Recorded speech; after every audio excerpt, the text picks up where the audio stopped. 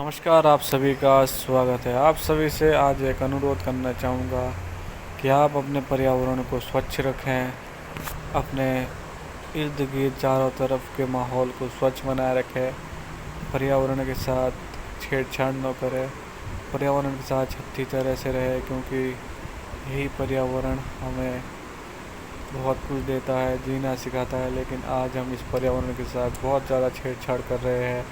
रासायनिक खादों का इस्तेमाल अच्छी पैदावार के लिए कर रहे हैं। अगर हम रासायनिक खादों की जगह अपनी जैविक खादों का इस्तेमाल करते तो पर्यावरण बचा रहता।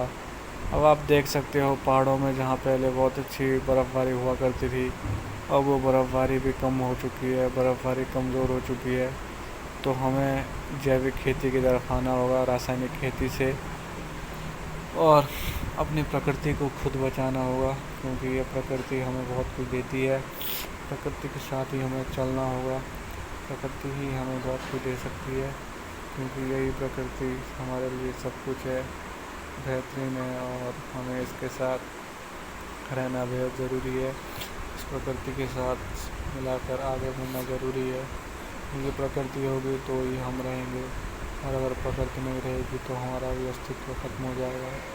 प्रकृति के साथ चलना, प्रकृति के साथ बेहतर संबंध बनाना, यही हमारा कर्तव्य है। पेड़ अगर लगा नहीं सकते तो कम से कम पेड़ों को काटे तो ना। अगर लगाने की क्षमताएं नहीं है तो जो पेड़ लगे हैं उनको काटे ना, उनको बेहतर तरीके से रखें, और कृषि की तरफ ज़्यादा अग्रसर हो। अगर आप कृषि करोगे तो ज़्यादा देर तक स्वस्थ रहोगे। कृषि भी आपको जैविक खेती करनी है, ना कि रासायनिक खादों से अपने भूमि को नष्ट करना है। आप जैविक खेती का इस्तेमाल करें जो प्राचीन समय से चलती आ रही है, तभी हमारा ये माहौल हरा भरा रह पाएगा। जैसा कि आप देख पा रहे हो, ये देखिए कितना हरा भरा माहौल है। तो ऐसे ही स्वच्छ अपने पर्यावरण को बनाए रखें। हालांकि ये गाँव की फ़ोटो नहीं है, अगर आप गाँव का माहौल देखते तो गाँव में और ज़्यादा सुंदर दृश्य होते हैं। गाँव की बात ही कुछ अलग होती है। और ये तो मात्र एक पार्क है हमारे देहरादून उत्तराखंड का, छोटा सा, जहाँ पर लोग थोड़ा टहलने के लिए आ जाया करते हैं, लेकिन हरियाली बहुत अच्छी है।